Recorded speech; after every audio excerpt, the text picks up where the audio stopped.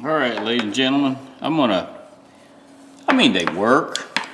They're stiff. They're real dirty down in here. And, okay, here's the thing. I don't like taking these apart. Yeah, I know this is peened over. And yeah, sometimes you can take a Dremel and clean that up if you have enough, but someone's gonna say, you can take, yeah, I ain't got much threads of anything to take a Dremel to try to clean that up. So I'm gonna forcibly try to remove it. Somebody's gonna say, you can take a Dremel, and yeah, right. I don't know how many of you guys ever done these, but they never go back on right, because I'm screwing up the threads now, taking it off. But I'm gonna attempt it. And mad at myself already because I lost a spring off of a ratchet just now. It wasn't no big deal because it was a cheap Crescent, or yeah, it was a Crescent brand. Now I gotta find a spring for it. Don't have any spares. Oh well. My fault for I just put it in there, and I put it in there wrong, and I thought, man, take it apart. And I was just saying to the camera, let's hope I don't lose it, and sure enough, it shoots, I don't know, 8-10 feet across the room. Can't find it now. I need to sweep the floor anyways, and then vacuum. I need to sweep it before I vacuum, because if I suck it up in the vacuum, I'll probably never find it for sure.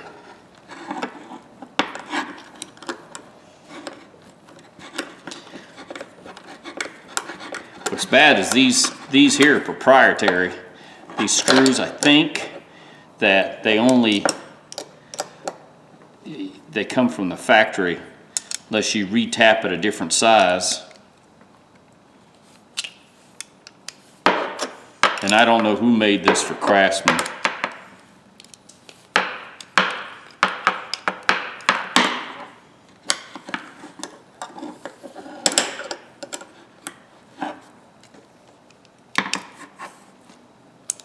If I work with it though, this should be all right.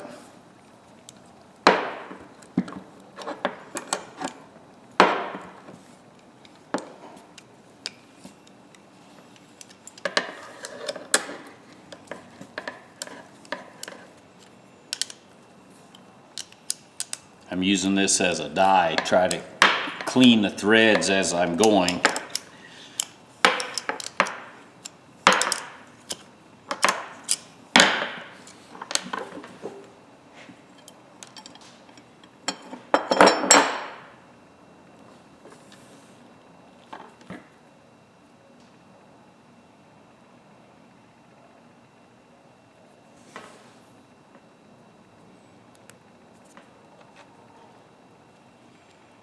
Looks like it's going to go on okay. I say that until I'm not really going to work with it until I get it in there. Clean it up.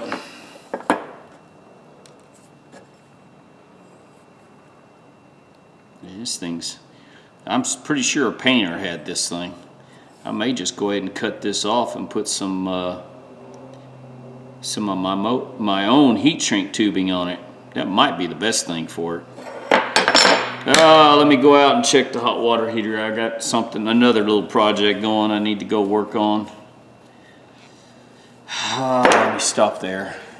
All right, ladies and gentlemen, got off work. I don't have time to work on this the next few days. Plus it's supposed to storm tonight and tomorrow. We got a pretty good chance of some tornadoes and stuff. You never know when they're going to hit. Anyways, I'm going to peel this off. I'm hoping my heat shrink tubing will work on this. I want to try it. Woo, this stuff does not want to come off. It is brittle, thick. It's got a lot of paint on it. You put this in a vise and get this off real quick, and then we'll go to the wire wheel and clean the rest up.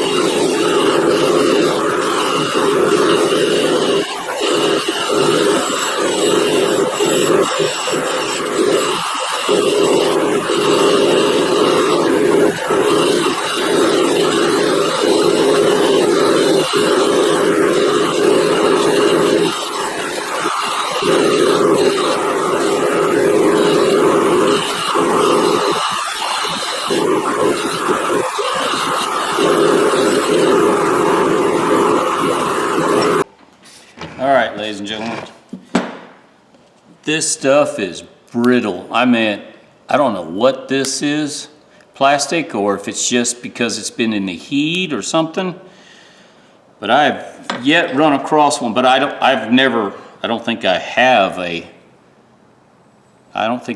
one that's Craftsman, and this is Western Forge who made it. It's a double line V, isn't it? No, it's just double line Craftsman. Yeah. It's got a number if anybody's interested. Probably an older pair. What's cool is it's got a name on here. Hazel Lawson.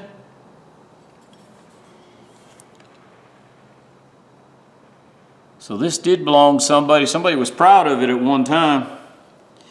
I can't get all the paint out of the grooves, so I'm gonna use this little, what's left of this little fiber wheel.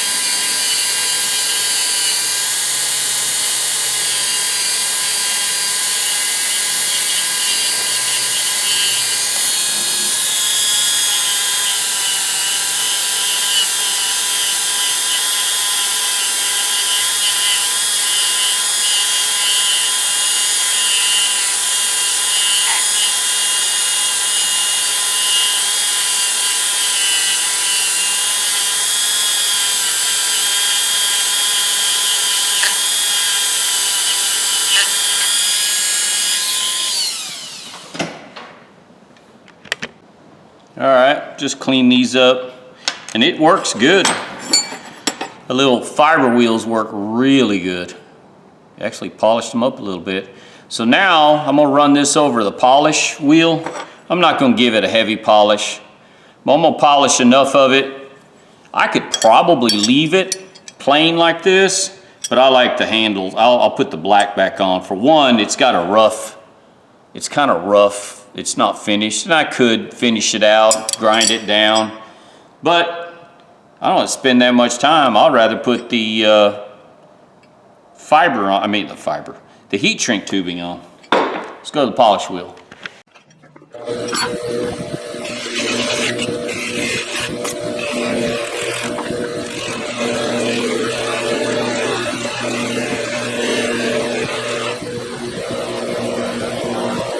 And then oftentimes just hard to see like where it comes up.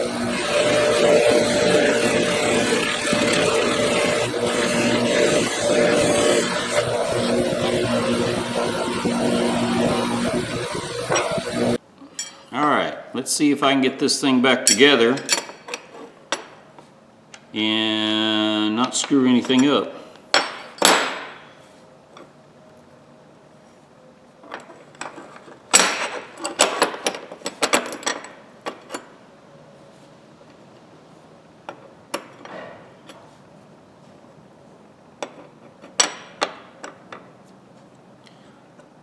Problem I'm going to have is getting this nut on there without, you know what, there's a piece right there.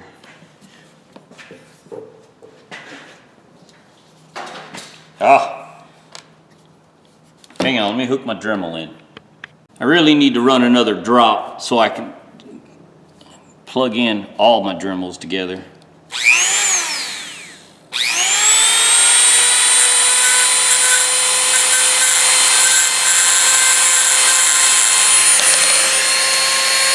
That's better. It was like a burr or something right there on that side. Now if I can get this to go on straight, that's my problem I always have, is getting it to feed on straight.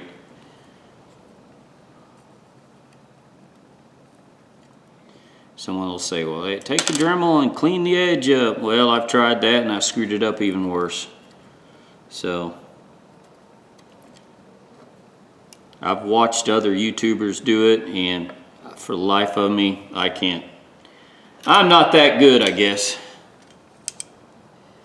Let's see if I can get this started to go on. Yeah, there it goes.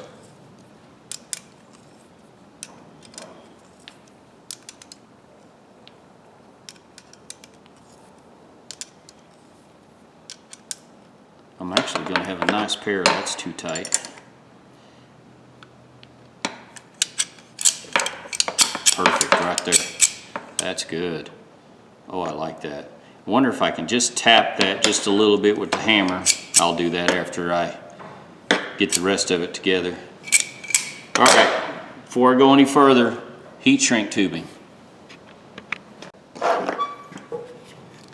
Let's hope this shrinks down to what I hope it's going to. I'm either going to screw up or I'm going to get it right. Might as well screw up on camera.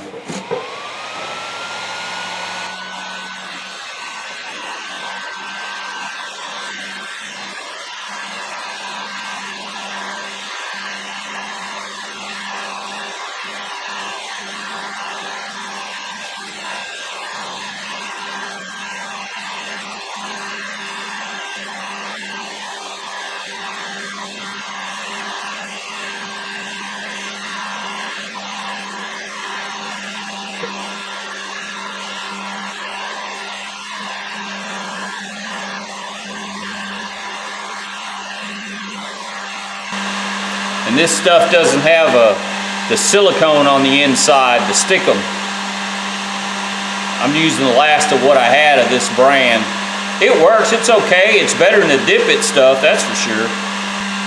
Yeah, we'll cut them with a pair of scissors and then I'll put them on the fiber wheel and trim them up.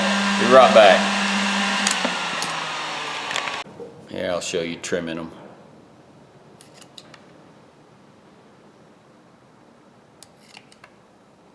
You know what? This heat shrink tubing, the ends are so small, and this one it didn't shrink all the way down. There's a little bit of pucker right there. Well, I don't think it'll shrink down anymore.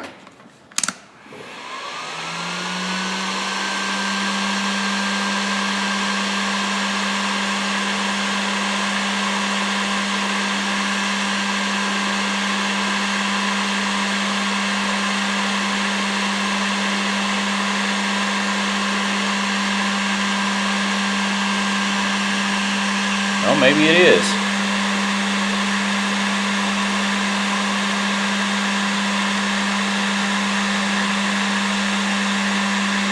I'm getting this stuff way, way hot.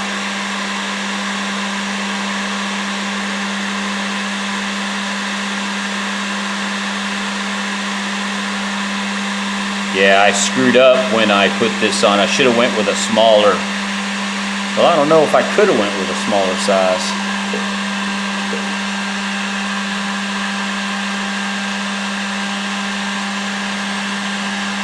Let me trim it up on the wheel. I'll come back. All right. Throw a little wax on it, help protect it. Excuse me. I use this stuff for everything. Wax, wood, cars, you name it. Like I said, if you find something you like, you use it until somebody can prove to you something else works better. That's how I feel anyways. Plus this wax helps get some of the polishing compound. See the black? That's what's residual left.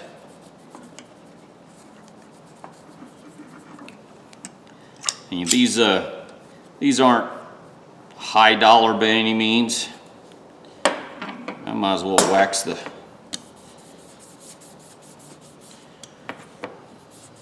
heat shrink tubing. I have a couple different types of heat shrink tubing. I'll show you here in just a minute. I like it better than the dip it stuff. One, the stuff's cheaper and it lasts forever. You can put it on the shelf and it's there. I've got some of this stuff at work. It's been there as long as I have, and I've been there 35 years, and I know some of that stuff has been there and we're still using it. So long as it's not in the weather, I think it'll be just fine.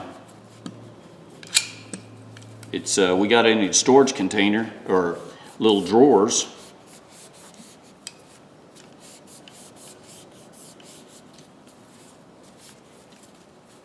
This heat shrink tubing is not as thick as the original coating, but I could make it thicker. All right, that's what I got. And if you look real close, you can see where I miss spots polishing. I mean, I didn't do a very good job. You can see where someone tried to scratch out their name, which I'm not sure why they did that, because on this side, it has her name and her nickname. I mean, the polish is not perfect, but I just wanted a clean tool.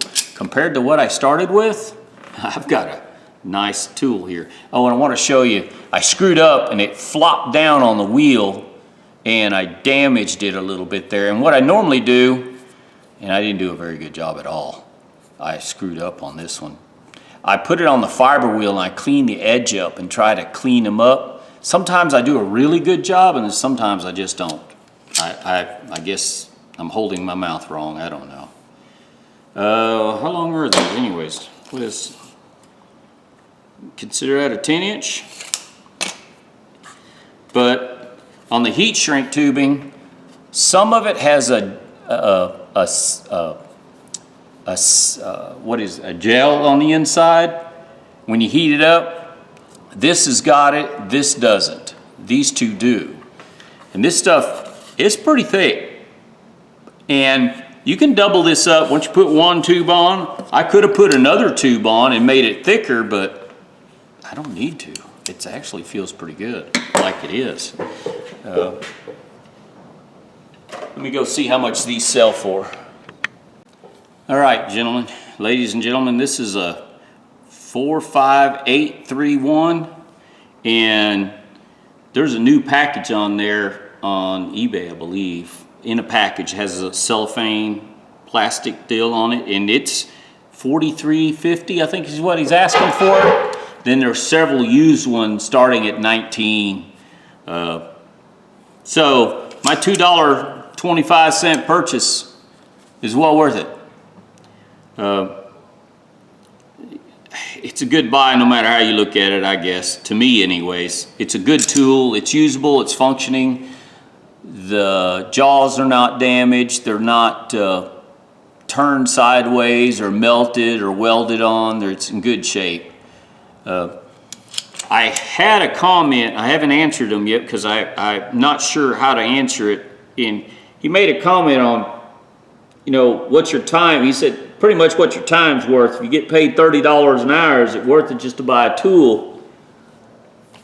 And the thing about it is, my time is very, very valuable at work. I know what I get paid by the minute. And I was taught when I was younger, you need to know what you get paid by the minute, because if somebody wastes your time, you're getting paid to do nothing. So the more people waste your time, the more you get paid for standing there listening to their crap. And my boss knows this. He knows if he's going to sit there and talk to me, I'm smiling because I get paid for nothing. Now, my own time, when I'm at home, I get paid zero. Exactly zero. Nothing. So,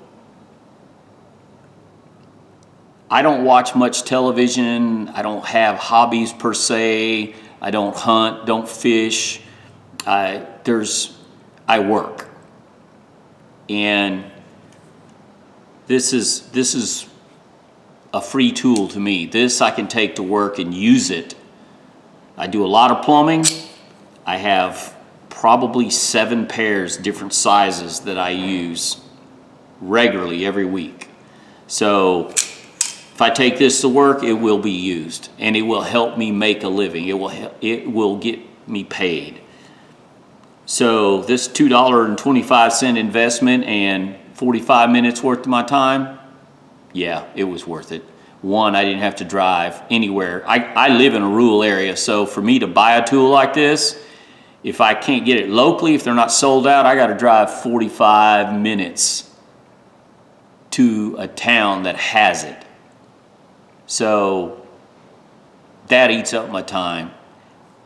But I'm home. I can drink my lemonade, drink my tea, sit down and clean this up, and it's worth it for me. So, yeah. If you can afford to buy full price for all your tools, more power to you. That's good for you. But if I had to pay $43 for this, I wouldn't do it. I'd buy a cheap knockoff. This is American made, good quality steel. And I didn't pay $43 for it. Mind you, that is what they're asking for. Maybe he'll get it, maybe not, I don't know. But I know I'd pay $2 for this. And that's what I paid, $2.25. I got a little bit of my time in it, and like I said, my time at home is my time. I don't get anything for it. And I'm not a lazy person by any means. I don't sit in front of the television, and I don't watch sports, and I don't do hunting or fishing. And the thing about like things like that don't, I don't know. I rather work. I like to eat, and I like eating T-bone at least once a week, ribeye once a week, and I can't do that if I'm not working and I don't have tools to do the job. That's enough, ladies and gentlemen. You guys tell me your 2 cents. What do you think? Look good? Worth the money? I think it is. And this is considered 9.5. I guess that's what it looks like online. And I didn't polish that very well. I still need to bing that just a little bit, but it's perfect. It's a good usable tool now. It's not brand new. Obviously, it's, you know, I didn't do the, like I said, you can see spots where I could have finished up polishing more, but I just touched it. Hardly any time on it. Well, you saw that one. I'm going to leave real time on the polishing so you can see what it took just to do that little spot. But anyways, ladies and gentlemen, that's enough of me. Give me thumbs up, thumbs down. Those of you subscribe, I appreciate it. My channel is nothing but used junk tools. Tools that I find, I clean up, and pretty much, if you want to call it repurposing, I use my tools. I do have a lot of tools. Some tools I don't touch maybe once every 2 or 3 months, but if I need a certain size, I have it. Remember, you don't know what you're gonna need, and if it's in your toolbox, if it's sitting there, it ain't hurting anything. And one day, 5 years from now, you need that long tip needle nose pliers that you never use. Comes in handy when you drop a keeper down inside an engine and you got to get down into it. So some of that stuff is just, it's valuable when you need it. And if you don't have it, it's a lot of trouble if you don't have the right tool. All right, guys, y'all have a good day. That's enough talking.